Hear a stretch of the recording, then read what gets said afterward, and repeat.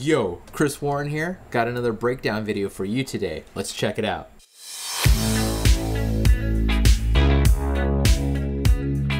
Hey guys, welcome to my channel. If you're new here, my name is Chris Warren and I'm a Los Angeles-based director of photography. In today's video, we're going to be doing another Frame Friday breakdown. Let's go. Alright, a little backstory on this project. This was a horror short film directed by my buddy Chris Friend. Chris is a longtime collaborator and I've been working with him for over a decade. We've done a handful of commercials and short films and we're in pre-production right now on our first feature film together. So Death Ranch was a collaboration between myself, Chris, and our longtime writing partner, John Blinko. We did this short film as part of Jacob Owen's annual Halloween short film competition. Now, out of 255 submissions, we placed within the top 25, which I think is pretty cool. Alright, let's get into the specs of this project. So the camera used was my Blackmagic Ursa Mini Pro 12K. We rented Zeiss CP2 lenses, and I shot this at 8K 18:1 BRaw compression. And you know me, 24 flat at 180 degree shutter, and get this, 1250 ISO the whole way through. You may be asking, wait, isn't the native ISO 800? Shouldn't I be shooting that on this camera? The answer is, it depends. For me, I like to push the cameras a little bit, whether it's 1250, 1280 on the Alexa, or 1600 on my Blackmagic 12K. Why? Because I actually kind of like the noise texture to this. I feel it gives a little bit to the image. Now what's cool about 1250 is that I find my camera to be pretty clean. Again, I understand, you know, there's YouTube compression and whatnot, but check out the short film on YouTube. It just has a pretty cool texture to it and pretty clean for the low light at night time that we were doing, you know, nighttime exteriors. Alright, let's get into these frames. So this first frame here, real quick, I lied. We used two cameras on this production. The second camera was my iPhone, using the, at the time, newly released Blackmagic Camera App.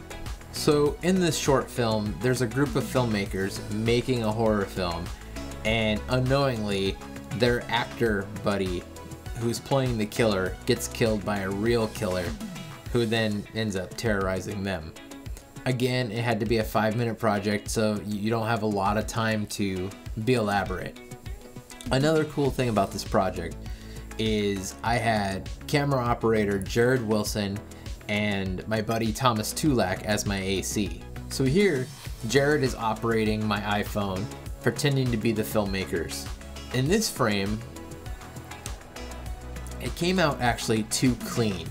Chris and I, we didn't like the look of it being too clean and we wanted to differentiate from the actual story. So what we did was we ended up adding some sort of VHS filter that can be found in DaVinci Resolve Studio, I believe, and it gave it this look, and it also made this part of the film 4:3 just to give it some variance that you're a movie within a movie. Also, one of the rules of the contest was no gimbals or steady cams, so that kind of equalized the project for everybody. Now, the camera app actually had a stabilized setting on accidentally, and with Jared's operating, it actually looked like a gimbal or a steady cam. So we actually added shake in post to give it a handheld feel. It worked. We made it in the top 25. So yeah, I just wanted to throw this frame in there because I think it's pretty cool. For lighting this, one big source, I had an Aputure 600D, probably somewhere between like 30 to 50%, just way off in the distance, and then there's like some practical back here and then whatever else was back there. And we also had a fog machine, and that helped add some texture to the image. Now this shot, one of my, if not my favorite of the film. Some of the rules that Jacob imposed on this challenge was there were 5 frames from iconic horror films that we had to pay homage to. This one, Chris and I tried to pay homage to The Exorcist. The shot where he's standing out in front of the building and there's that street light and the window. So the lighting in this frame, we actually had my Amaran 200D right here, 200D, and that's what's raking across this light, this scene here. And then we had the fog machine down here, just kind of giving the haze coming up. And yeah, there's just a practical in the building here, and the 600D is coming in right there, raking this tree and hitting all that. So that's, the 600 is way in the distance, straight at the talent, but low. And then the 200D here is doing most of this work. And so yeah, it's a really cool frame. I mean, I like it. You know, you got your dead body here. This is the actual killer killing the student and taking over. Now this frame is just a close-up of after the killer puts on the masks and kind of turns towards camera a little bit. And this was, I believe, the 600D still out in the distance back here, just giving this nice flare right here, backlighting him. This is a practical.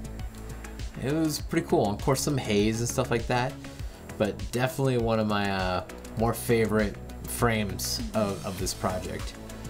I have to say the wide of this is my favorite, and then having this coverage was just a chilling moment. So for this next frame, you can see our talent here and our killer pig approaching right behind her to kill her, off her. We're filming in these old horse stables on this property, on this location. I needed some way to get light into here. So right above her, I just have a 2-foot Nanlite that's armed out on a C-stand here. Oop. And that's what's just, you can kind of see it right here in her eye. Oh, don't do that. You can see it right here in her eye, that tube, and that's the only light. I do believe, yeah, it was just a bare tube, no grid or egg crate on it. And yeah, that's what's lighting this shot. Again, the cool thing about horror is you can play with light and shadow a little more. You can be a little more bold with single sources. And that was definitely my approach here. So for this frame, we did another homage shot. So we tried to pack in as many shots as we could of the 5 references into this short film, just in case, you know, some didn't work out. For this one, we were paying homage to the movie The Strangers. So if you don't see, our pig man is right here. Our talent is standing right here, and then she's pacing and she moves aside and it reveals our killer standing in the background there. Now, lighting for this, these are just straight up practicals that were there. I had a 200D outside coming in through a window here off camera left. That's kind of getting this highlight on the back here. That's hitting this fridge. So that's what's lighting in here. The rest of it is just practicals. The kitchen, you know, if it didn't have these, I don't know what I would do. But it was really cool. I turned off the overheads, lit a light through the window, and yeah, these practicals blowing out a little bit, but that's fine. You know, they're providing enough bounce light to expose the scene. With the CP2s, they're pretty fast. I think I may have been wide open here, or maybe at a T2. That 1250 ISO, I mean, yeah, you can light it practically with one light and practicals. That's what I did. And so for this final frame here, this was paying homage to the classic film Halloween. We actually had a piece of muslin lying around in our limited lighting kit, and so we cut a couple holes in it and placed it over the matte box. And it took a minute for Jared to, kind of find the position and kind of make sure it worked. And I've never done a shot like this before, so I think this is really cool. Jared has the camera on his shoulder. He's on a couple of apple boxes to kind of give him a little more height for as tall as our actor killer was. Yeah, the CP2s gave a nice cool flare here. It's still the practicals that are just lighting him from back there. His flashlight is lighting this shot, which, this is white-walled hallway, so light is just bouncing all around this place. And that's how the shot was illuminated. Alright guys, that about does it. If you dug these frames, like this video, and let me know in the comments down below which one was your favorite, or if you hated them, or if you would do something different. Lighting horror is always fun because you can take really bold creative liberties. You can push darkness, you can push harsh light. You can really do a lot with very limited equipment when you're shooting the horror genre. Alright guys, till next time, peace!